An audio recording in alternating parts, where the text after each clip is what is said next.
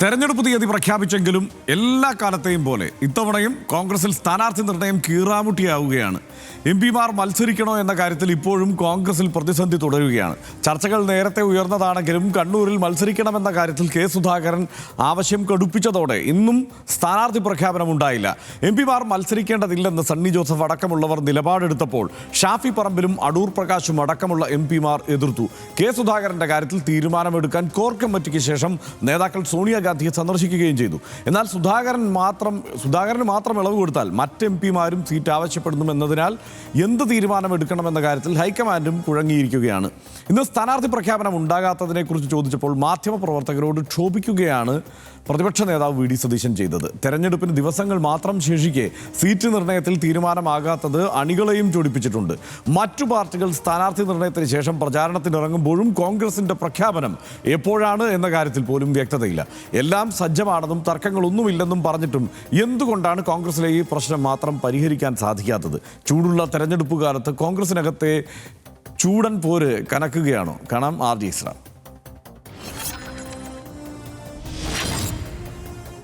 തെരഞ്ഞെടുപ്പ് തീയതി പ്രഖ്യാപിച്ചാൽ 24 മണിക്കൂറിനകം സ്ഥാനാർത്ഥികളെ പ്രഖ്യാപിക്കും എന്നായിരുന്നു കോൺഗ്രസ് നേതാക്കൾ ഒന്നടങ്കം പറഞ്ഞിരുന്നത്. എന്നാൽ ഇന്നലെ വൈകിട്ടോടെ നിയമസഭാ തെരഞ്ഞെടുപ്പിനുള്ള തീയതി പ്രഖ്യാപിക്കുകയും മുന്നണികളും പാർട്ടികളും സ്ഥാനാർത്ഥി പ്രഖ്യാപനം നടത്തുകയും ചെയ്യുമ്പോഴും കോൺഗ്രസിൽ സ്ഥാനാർത്ഥി നിർണയം കീറാമുട്ടിയായി തുടരുന്നു എന്നാണ് വിവരം. എംപിമാർ മത്സരിക്കണോ എന്ന കാര്യത്തിൽ ഇന്ന് വൈകിട്ടും ഡൽഹിയിൽ ഹൈക്കമാൻഡ് ചർച്ച നടന്നു. കണ്ണൂരിൽ മത്സരിക്കണമെന്ന് വാശി പിടിക്കുന്ന കെ സുധാകരന്റെ കാര്യത്തിൽ തീരുമാനമെടുക്കാൻ കോർ കമ്മിറ്റിയിൽ ചൂടേറിയ ചർച്ചകളാണ് നടന്നത്. എംപിമാർ മത്സരിക്കേണ്ട എന്ന് സണ്ണി ജോസഫ് ആവർത്തിച്ചപ്പോൾ കടുത്ത നിലപാടെടുക്കുന്നത് ജാഗ്രതയോടെ വേണമെന്ന് ഷാഫി പറമ്പിൽ പറഞ്ഞു. കോർ കമ്മിറ്റി കഴിഞ്ഞുവെങ്കിലും സ്ക്രീനിംഗ് കമ്മിറ്റി യോഗവും കേന്ദ്ര തെരഞ്ഞെടുപ്പ് കമ്മിറ്റി യോഗവും പൂർത്തിയായ ശേഷമാകും സ്ഥാനാർത്ഥി പ്രഖ്യാപനം. കെ സുധാകരന്റെ കാര്യം തീരുമാനിക്കാൻ കോർ കമ്മിറ്റി അംഗങ്ങൾ സോണിയാഗാന്ധിയുമായും കൂടിക്കാഴ്ച നടത്തി. അതേസമയം പട്ടികയിൽ ചെറുപ്പക്കാരുടെ എണ്ണം കുറവാണെന്ന് അറിഞ്ഞതോടെ യൂത്ത് കോൺഗ്രസും പ്രതിഷേധവുമായി രംഗത്തെത്തി. പുതുമുഖങ്ങളെ നിർത്തി മണ്ഡല പരിചയത്തിനുള്ള സമയമില്ല എന്നാണ് നേതാക്കൾ പറയുന്നത്. ആടി എക്സ് റാപ്പ് ന്യൂസ് മലയാളം.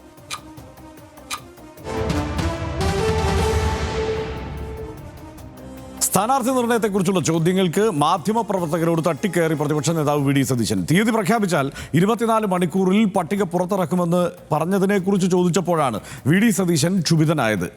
ഒരു തിരക്കുമില്ലെന്നും തീരുമാനങ്ങൾ നാളെ പ്രഖ്യാപിക്കുമെന്നും KPCC പ്രസിഡന്റ് സണ്ണി ജോസഫ് പറഞ്ഞു.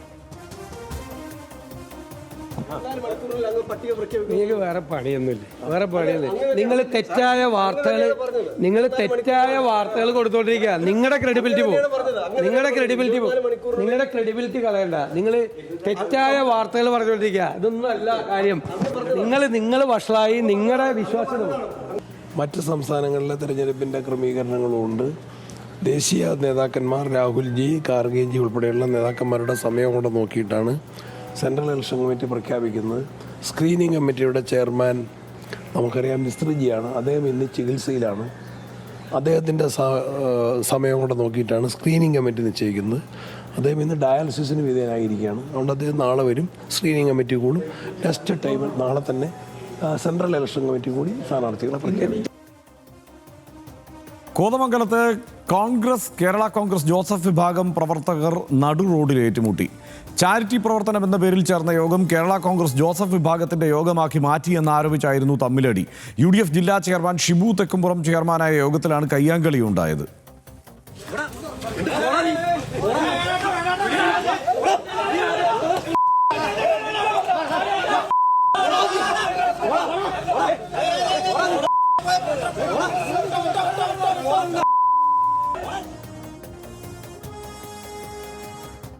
എംപിമാർ മത്സരിക്കുമോ? അതാണിപ്പോൾ തർക്ക വിഷയം. നിയമസഭാ തെരഞ്ഞെടുപ്പിൽ മത്സരിക്കാൻ കോൺഗ്രസ് എംപിമാർ തയ്യാറെടുക്കുന്നുണ്ട്. അടൂർ പ്രകാശ് MP സർക്കാരിൽ നിന്ന് നോൺ ലയബിലിറ്റി സർട്ടിഫിക്കറ്റ് വാങ്ങി എന്നുള്ളതാണ് ഇപ്പോഴത്തെ ഒരു കാര്യം.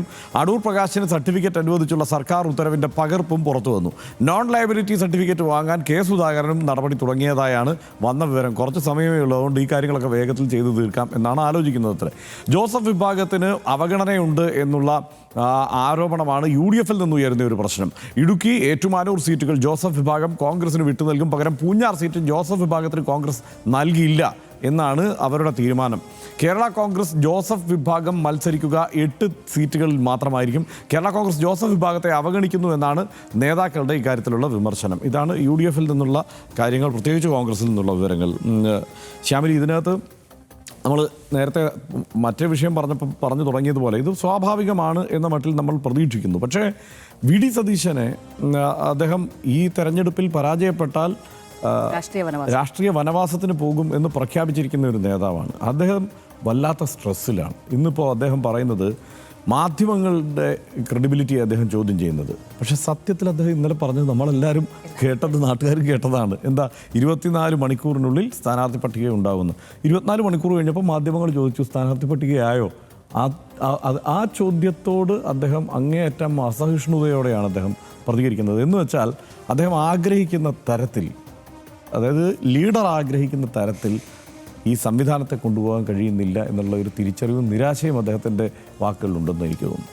തീർച്ചയായും ഞാൻ ആലോചിക്കുകയാണ്, അത് കുറച്ചുകൂടെ സരസമായിട്ട് എങ്ങാറ്റും ഇദ്ദേഹം പറയുന്നതിനെ സമീപിക്കുന്ന ആരെങ്കിലും പോയിട്ട് ഫെബ്രുവരിയിൽ വരുമെന്ന് പറഞ്ഞ പട്ടിക എവിടെയെന്നും ചോദിച്ചു കഴിഞ്ഞാൽ ഇതിലും പരുഷമായ പ്രതികരണങ്ങളായിരിക്കും അദ്ദേഹം നടത്തുക. അപ്പം ഞാൻ ആലോചിക്കുന്നത്, ഒരു KPCC പ്രസിഡന്റ്, 3 വർക്കിംഗ് പ്രസിഡന്റുമാർ, 13 വൈസ് പ്രസിഡന്റുമാർ, 58 ജനറൽ സെക്രട്ടറിമാർ. ഇത് നമ്മുടെ സംസ്ഥാനത്തുള്ള കോൺഗ്രസിൻ്റെ സംഘടനാ സംവിധാനമാണ്. ഇത് സാധാരണഗതിയിൽ ഇത്തരം സ്ട്രോങ് ആയുള്ള ഒരു സംഘടനാ ഇത് തന്നെ അവർ വളരെ കഷ്ടപ്പെട്ട് ഉണ്ടാക്കിയെടുത്ത ഒരു സംഘടനാ സംവിധാനം കേട്ടോ. ഇത് പുളിക്കലും പട്ടിക വരലും തിരുത്തലും ഇതിലെ അടിയൊക്കെ നമ്മൾ കണ്ടതാണ്.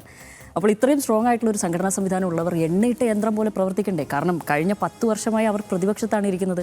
സ്വാഭാവികമായും 2026 ഒരു തിരഞ്ഞെടുപ്പ് വരുമെന്നും ഈ ഏപ്രിൽ മാസത്തിൽ അവരതിനെ അഭിമുഖീകരിക്കേണ്ടി വരുമെന്നും അറിയാത്തവരല്ല ഇവരാരും ഇരിക്കുന്നത്. അപ്പോൾ അത് ഇത്രയും 140 മണ്ഡലങ്ങളിലും ഘടകകക്ഷിയിലെ അടക്കം കൂട്ടി ചേർത്ത് ഉഭയകക്ഷി ചർച്ചകളൊക്കെ പൂർത്തിയാക്കിയിട്ട് ഇവിടെ തിരഞ്ഞെടുപ്പ് നടത്തണം. നമ്മൾ സ്ഥാനാർത്ഥികളെ ഇറക്കണം, എണ്ണം പറഞ്ഞ സ്ഥാനാർത്ഥികളെ തന്നെ ഇവിടെ മത്സരിപ്പിക്കണം, മണ്ഡലം നോക്കുന്ന MLA-മാരുടെ മണ്ഡലത്തിൽ പോയി അവരെ തോൽപ്പിക്കണം.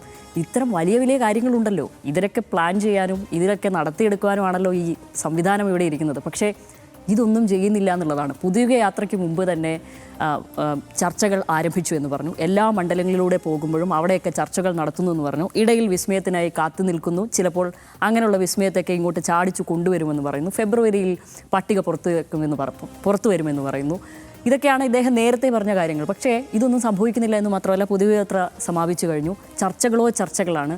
ഒടുവിൽ തെരഞ്ഞെടുപ്പ് കമ്മീഷൻ വരുന്നു, തെരഞ്ഞെടുപ്പും പ്രഖ്യാപിച്ചു. പട്ടികയില്ല, പട്ടിക എവിടെ എന്ന് മാധ്യമങ്ങൾ ചോദിക്കും എന്നുള്ളത് അത് നമ്മളിപ്പോൾ കണ്ടു. അതിനുള്ള നമുക്കുള്ള മറുപടിയും അത് കിട്ടി. പക്ഷേ ജനങ്ങളും കാണുകയാണ്, അവരാണല്ലോ വോട്ട് ചെയ്യേണ്ടത്. ഒരു പാനൽ മുന്നോട്ട് വെക്കണമല്ലോ, അതിവിടെ സംഭവിക്കുന്നില്ല എന്നുള്ളതാണ്. അപ്പോൾ പുറത്ത് മേനി പറയുന്നത് പോലെ ആ 24 മണിക്കൂറിൻ്റെ സമയത്ത് തന്നെയുള്ള ചോദ്യങ്ങളിൽ അദ്ദേഹം പറയുന്നുണ്ട്, ഗ്രൂപ്പാണോ പ്രശ്നം? ഒരു ഗ്രൂപ്പൊന്നും പ്രശ്നമൊന്നുമില്ല, ഇവിടെ ഒരു ഗ്രൂപ്പും ഇല്ല, നിങ്ങൾ ഇല്ലാത്ത വാർത്തകളൊന്നും കൊടുക്കണ്ട, അത്തരം പ്രശ്നങ്ങളൊന്നും. അപ്പോൾ ഈ പുറത്ത് മേനി പറയുന്നത് പോലെ എല്ലാ കാര്യങ്ങൾ ഉള്ളിൽ കൊടിയ ഗ്രൂപ്പ് പോരിൽ തന്നെ കുടുങ്ങിക്കൊണ്ട് ഈ സ്ഥാനാർത്ഥി നിർണയം എന്നുള്ളത് കീറാമുട്ടിയായി തന്നെ നിലവിൽ കോൺഗ്രസിൽ നിൽക്കുന്നു എന്നാണ് ചെറിയ രീതിയിലെങ്കിലും എനിക്ക് ഈ കാര്യങ്ങൾ നോക്കുമ്പോൾ തോന്നുന്നത്. അപ്പോൾ അതിൽ ഒരു തർക്കവുമില്ല എന്നുള്ളത്. പിന്നെ പുറമെ മേരി പറയുന്നു ഇവിടെ ഗ്രൂപ്പൊന്നുമില്ല, പക്ഷെ നമുക്കില്ല, അങ്ങനെയില്ല എന്നുള്ളത്. പിന്നെ ഒരു പ്രധാനപ്പെട്ട ഒരു കാര്യം, വി ഡി സതീശൻ പോലും വിചാരിച്ചു കാണില്ല CPM-ഉം CPI-യും ഇത്രയധികം വിമതരെ ഇങ്ങോട്ട് സംഭാവന ചെയ്യുന്നുള്ളത്. പിന്നെ ആലോചിക്കുന്നവർ ഇവർ സ്ഥാനാർത്ഥി പട്ടിക പൂർത്തിയാക്കി അങ്ങോട്ട് കൊടുക്കുമെന്നോ എൻ്റെ സംശയം, വിമതരെല്ലാവരുടെ. അപ്പോൾ ഇവരെയൊക്കെ കൂട്ടിക്കൊണ്ട് ഒരു തെരഞ്ഞെടുപ്പിനെ അഭിമുഖീകരിക്കുമ്പോഴേ തീർച്ചയായും ഇത്ര ആളുകളെ എങ്ങനെയെങ്കിലൊക്കെ സീറ്റ് കൊടുത്തോ പിന്തുണച്ചോ മണ്ഡലം ഒഴിച്ചിട്ടും ഒക്കെ ഇതിന് അങ്ങ് ശ്രമങ്ങൾ നടത്തുകയാണല്ലോ. അപ്പോൾ ഞാൻ ആലോചിക്കുന്നത്, ഇത്രയധികം ആളുകളുള്ള ഒരു പാർട്ടിയിൽ, ഇത്രയധികം സ്ട്രോങ് ലീഡേഴ്സുള്ള ഒരു പാർട്ടിയിൽ സ്വാഭാവികമായും മരുന്നിന് പോലും ഈ വിമതരെയാണോ ഇവർ കാത്തു നിൽക്കേണ്ടത്? അവർക്ക് വേണ്ടിയാണോ നമ്മൾ ഈ വെയിറ്റ് ചെയ്യേണ്ടത്? ഒരു പട്ടിക പുറത്തിറക്കാനുള്ള കൺഫ്യൂഷൻ ഇവിടെ വരുന്നത്. മരുന്നിന് പോലും എടുക്കാൻ ഒരു കാൻഡിഡേറ്റ് ഇവിടെ ഇല്ലേ എന്നുള്ള ചോദ്യം അണികൾക്കിടയിലെങ്കിലും തോന്നില്ലേ? നമുക്കിടയിൽ പ്രവർത്തിച്ചു വരുന്നത്. ഇനി കോൺഗ്രസിൻ്റെ ഒരു സ്റ്റേജ് എടുത്ത് നോക്കൂ, എത്ര അണികളുണ്ട് ഹർഷ അവിടെ, ഒരു നേതാക്കന്മാരുണ്ട് ഒരു വേദിയിൽ. അവർക്കെങ്കിലും അങ്ങനെ ഒന്ന് തോന്നില്ലേ? ഞങ്ങളുടെ പാർട്ടി ഇത്രയധികം ശുഷ്കിച്ചോ എന്നുള്ള, സംഘടനാ സംവിധാനം ഇത്ര മോശമാണോ എന്നൊന്നും തോന്നില്ലേ? അപ്പോൾ എനിക്ക് തോന്നുന്നു ഇനിയിപ്പോൾ അത് മാത്രമല്ല, MP-മാർ മത്സരിക്കുന്നില്ല മത്സരിക്കണം എന്ന് പറഞ്ഞിട്ട് കുപ്പായം തയ്പ്പിക്കുന്ന MP-മാർ വേറെയും. അപ്പോൾ ഈ MP-മാർ മത്സരിക്കുന്നു, മറ്റ് നേതാക്കൾ നിലനിൽക്കുന്നു, പലർക്കും മന്ത്രിയാവണം. അത് കഴിഞ്ഞ് കഴിഞ്ഞാൽ അത്തരം പ്രശ്നങ്ങളുണ്ട്. ഈ ഘട്ടത്തിൽ ആ ചർച്ചകൾ പോലും ഉയർന്നു വന്നിരിക്കുമോ എന്നുള്ള സംശയം പോലുമുണ്ട്. അപ്പോഴും ഞാൻ ചോദിക്കുന്നതാണ്, അങ്ങനെയെങ്കിൽ ഈ തെരഞ്ഞെടുപ്പ് ആര് നയിക്കും എന്നുള്ളൊരു ചോദ്യം കൂടി ഇല്ലേ ഇവർക്ക്? ശശി തരൂരാണോ ഈ തെരഞ്ഞെടുപ്പ് നയിക്കാൻ പോകുന്നത്? വി ഡി സതീശനാണെങ്കിൽ അദ്ദേഹം പറവൂർ മണ്ഡലത്തിൽ മത്സരിക്കുകയല്ലേ, ആ മണ്ഡലത്തിൽ നിന്ന് പുറത്തിറങ്ങാൻ ഉണ്ടാവാം. എങ്കിലും ഇനി രാഹുൽ ഗാന്ധിയെ കൊണ്ടുവരുമോ? അദ്ദേഹത്തെ കൊണ്ടുവന്നിട്ട് തന്നെ ഇവിടെ ഇന്ത്യ സഖ്യത്തിൽ വിള്ളലാണ് നിലവിൽ, CJP പരാമർശം അടക്കം നടത്തിയിട്ട്. എന്നിട്ട് മാത്രമല്ല, അദ്ദേഹം പ്രഖ്യാപിച്ച ഗ്യാരണ്ടികൾക്ക് വാറണ്ടി തീർന്നു എന്നടക്കമുള്ള ട്രോളുകൾ ഇവിടെ നിറയുകയാണ്. അപ്പോൾ തിരഞ്ഞെടുപ്പിനെ നയിക്കണ്ടേ? അപ്പോൾ എനിക്ക് തോന്നുന്നു ഒരു ഉൾക്കാഴ്ചയില്ലാതെ ഒരു ഘട്ടം വരെ ഭയങ്കര സിസ്റ്റമാറ്റിക്കായി ഈ പാർട്ടി പോകുന്നു, സംഘടന അത്രയധികം കെട്ടുറപ്പോടുകൂടി ഇവിടെ KPCC പ്രസിഡന്റും VD സതീശൻ അടക്കമുള്ള നേതാക്കൾ, KC വേണുഗോപാൽ അടക്കമുള്ള നേതാക്കൾ നയിച്ചുകൊണ്ട് പോകുന്നു എന്ന് പറയുന്നിടത്താണ് ഈ ആക്സിഡന്റ് ഇവിടെ സംഭവിക്കുന്നത് സത്യത്തിൽ.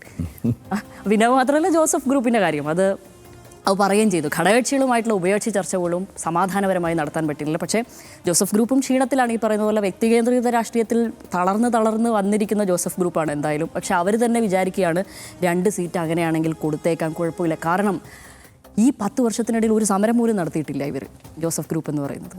എന്ന് വെച്ചാൽ വേറെ മറ്റൊന്നും ചെയ്യാനില്ല. ആകെയുള്ളത് തൊടുപുഴയിലും പിന്നെ മോൻസ് ജോസഫുമാണ് ജയിച്ചിരുന്നത്. ഇവർക്ക് രണ്ടുപേർക്കുള്ളിൽ ഈ പറയുന്ന ഒരു തലമുറ മാറ്റം ആ പാർട്ടിയിലും സംഭവിക്കുന്നില്ല. അത്തരം ഒരു നേതാക്കൾ അപ്പു ജോസഫ് ഞാൻ കാണാകുകയല്ല എങ്കിൽ പോലും സംഭവിച്ചിട്ടില്ല, അത് സംഭവിച്ചിട്ടുമില്ല, എപ്പോഴും പരിഗണിക്കുന്നതേ ഉള്ളൂ. അപ്പോൾ ഒരു ഞാനും അപ്പനും സുഭദ്രയും എന്ന നിലയിൽ ഈ പാർട്ടിയും അങ്ങനെ പോകുമ്പോൾ തന്നെ ഇടുക്കിയിലാണെങ്കിൽ ഒരു സ്ഥാനാർത്ഥിയെ മുന്നോട്ട് വെക്കുന്നു റോഷിക്കെതിരായി. പക്ഷേ അപ്പോഴും അവർക്ക് വിജയസാധ്യതയില്ല എന്ന് കോൺഗ്രസ് മനസ്സിലാക്കുന്നു. അത്രയെങ്കിലും കോൺഗ്രസ് മനസ്സിലാക്കുന്നു എന്നുള്ളതാണ്. അടുത്ത സീറ്റിൽ ഏറ്റുമാനൂരാണ് മറ്റൊന്ന് മത്സരിച്ച്, അവിടെ കഴിഞ്ഞ തവണ മത്സരിച്ച സ്ഥാനാർത്ഥി അന്തരിച്ചു. അദ്ദേഹത്തിന് പകരം പാർട്ടിക്കൊരു സ്ഥാനാർത്ഥി അവിടെ വെക്കാനില്ലെന്ന്. അപ്പോൾ ജോസഫ് വിഭാഗത്തിന്റെ ഒരു തളർച്ചയും ക്ഷീണവും എന്നുള്ളത് വസ്തുതയാണല്ലോ. കുറച്ച് തർക്കങ്ങൾ സത്യത്തിൽ ഇങ്ങനെ കേരള കോൺഗ്രസിനൊക്കെ സ്ഥാനാർത്ഥികൾ ഇല്ലാതെ ആവുന്നത് കൊണ്ട് കോൺഗ്രസിൻ്റെ ഉള്ളിലെ കുറേ തർക്കങ്ങൾ ആ നിലയ്ക്ക് പരിഹരിക്കപ്പെടും എന്നാണ് ഞാൻ വിചാരിക്കുന്നത്. ഇപ്പോൾ എനിക്ക് തോന്നുന്നത് ശ്യാമിലി ഈ കാര്യത്തിൽ ശ്യാമിലി നേരത്തെ പറഞ്ഞ ഒരു പ്രധാനപ്പെട്ട ഒരു പോയിന്റ് ഉണ്ട്. അതായത് ഈ മണ്ഡലം നോക്കുന്ന MLA-മാരെ തോൽപ്പിക്കാനുള്ള സ്ഥാനാർത്ഥികളെ കണ്ടെത്തി അവതരിപ്പിക്കാനും അവർക്കിനി ആ മണ്ഡലത്തിൽ പോയി ആ MLA-മാരെ, അതായത് അങ്ങേയറ്റം ജനകീയരായി പല മണ്ഡലങ്ങളിലും നിലനിൽക്കുന്ന ഇടതുമുന്നണിയുടെ MLA-മാരെ പരാജയപ്പെടുത്താൻ, അതായത് ആദ്യം ജനങ്ങളെ വിശ്വസിപ്പിക്കണമല്ലോ, ഞങ്ങൾ ഇവരെക്കാൾ മെച്ചപ്പെട്ടവരാണ് എന്ന് വിശ്വസിപ്പിച്ച് ആ തെരഞ്ഞെടുപ്പിനെ നേരിട്ട് ജയിക്കാൻ ഇനിയുള്ളത് ആകെപ്പാടെ 22 ദിവസമാണ്.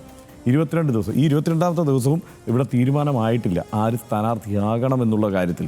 അത് ഒരു ചെറിയ ദുരന്തമല്ല. ഇപ്പോൾ KC വേണുഗോപാൽ ഇന്നിപ്പോൾ സംസാരിക്കുമ്പോൾ പറഞ്ഞു ഇതിലൊരു ഗൂഢാലോചനയുണ്ട്.